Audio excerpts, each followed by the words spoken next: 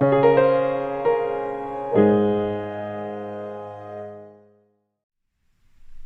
Ivy Church Academy.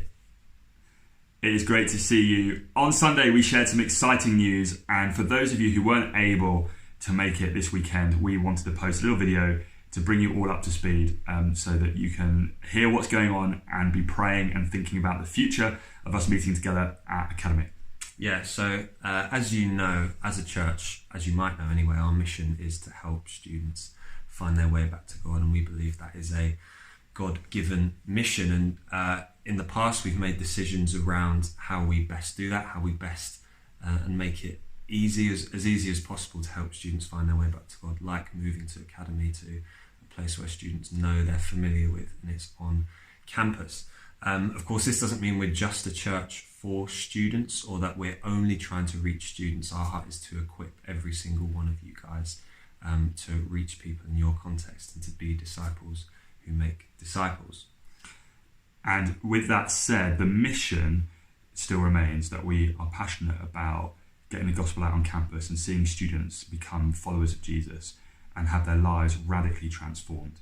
And so we have been praying and asking, well, how do we make the most of this really unique opportunity that we have meeting on campus? In fact, we are one of maybe a couple of other churches in the UK that are allowed to meet on the university campus, so it's quite extraordinary.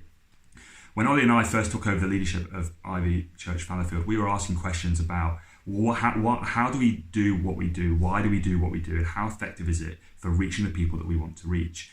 And so one of the things that we were thinking about is, what time of day do we meet? Because we're thinking about students who maybe have never heard about Jesus, never experienced church, have no idea even what it involves, and aren't making it a priority in their lives yet.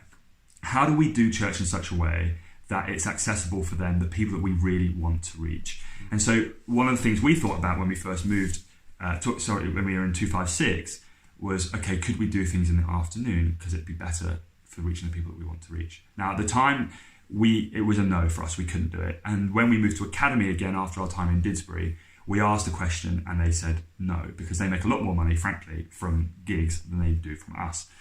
But that has changed. And actually, Academy's really enjoyed having us meeting there. And so much so that they are helping us to get on-site storage for some of our bigger pieces of kit, which will make our lives so much easier on the weekend.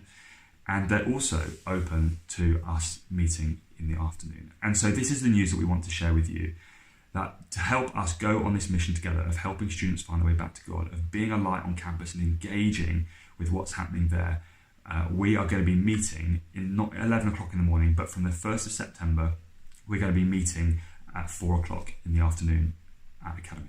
And we've talked it through with team leaders and senior leaders. We've taken a lot of time over this decision because we know it is a big decision. Anthony, Ivy Church leader, and the elders really back it as well. We've spoken to people it might affect more than others, including all of our parents of young children.